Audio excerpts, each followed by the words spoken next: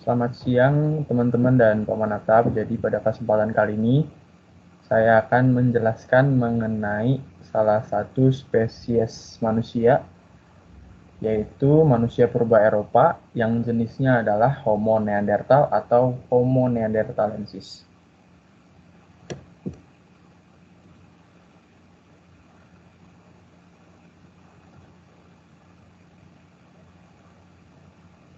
Ya, jadi Homo neanderthalensis ini ada sekitar 400.000 hingga 40.000 tahun yang lalu. Mereka ini berasal dari wilayah Eropa sebagian besarnya. Kemudian mereka hidup secara berkelompok.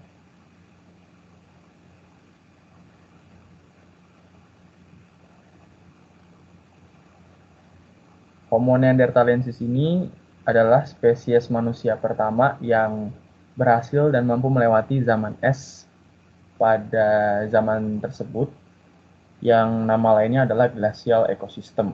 Nah, akibat dari terjadinya zaman es tersebut, terjadilah adaptasi dengan kondisi fisik mereka atau dengan karakter dari fisik mereka. Yang pertama, kita bisa lihat dari tinggi mereka. Bagi yang pria, tinggi badannya kurang lebih 165,1 cm. Kemudian untuk yang wanita kurang lebih 154,9 cm. Dan tubuh mereka ini besar, pendek, dan juga kekar.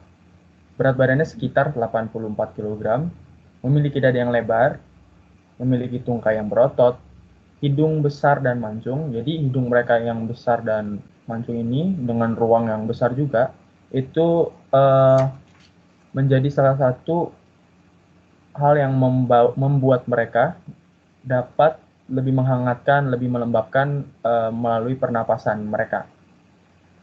Kemudian mereka juga memiliki otak yang besar.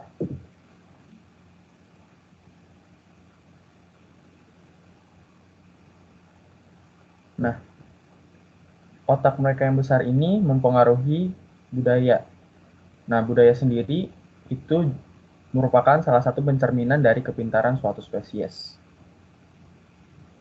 Melalui penelitian, para arkeolog membuktikan bahwa budaya mereka ini, budaya dari spesies Homo neanderthalensis ini sudah maju. Nah, pencerminan dari kepintaran mereka yaitu ada membuat tempat tinggal sendiri, sudah bisa membuat pakaian, membuat dan menciptakan alat-alat yang digunakan dalam kehidupan sehari-hari, misalnya alat berburu, alat untuk membakar sesuatu, memasak, dan lain-lainnya. Kemudian mereka juga sudah bisa menciptakan sesuatu benda yang dijadikan sebagai ornamen-ornamen.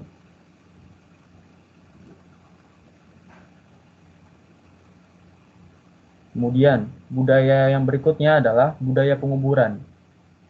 Nah, mereka ini disangka dan dikira-kira oleh para peneliti sebagai manusia pertama yang menerapkan tradisi penguburan dan pemberian bunga untuk kuburan tersebut.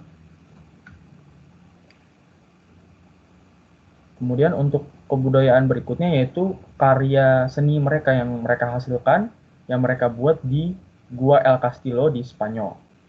Ya, ini sering kita lihat juga pasti karya yang satu ini, yaitu gambar tangan mereka, rupa tangan mereka di dalam gua.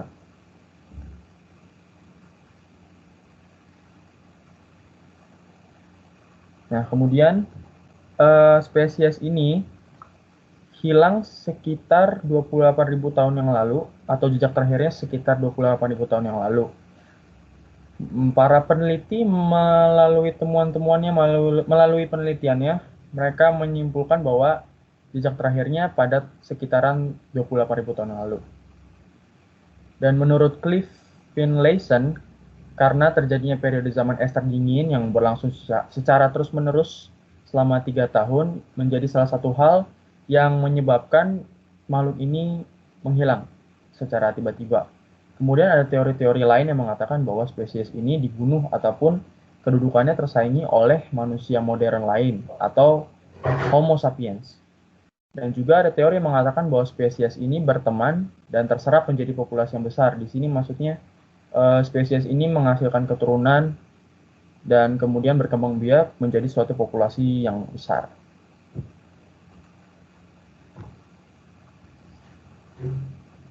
Kemudian untuk penemuan fosilnya, penemuan pertama ditemukan oleh Philip Charles Merling di Belgia.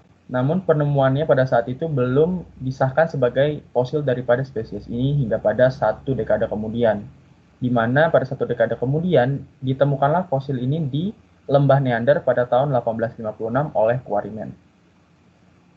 Nah, dari nama tersebut, nama wilayah ditemukannya fosil itu, maka untuk temuan fosil berikutnya disebut dan diberi nama sebagai Homo neanderthalensis. Ya, untuk wilayah persebaran fosilnya itu ada di wilayah, maaf sebentar,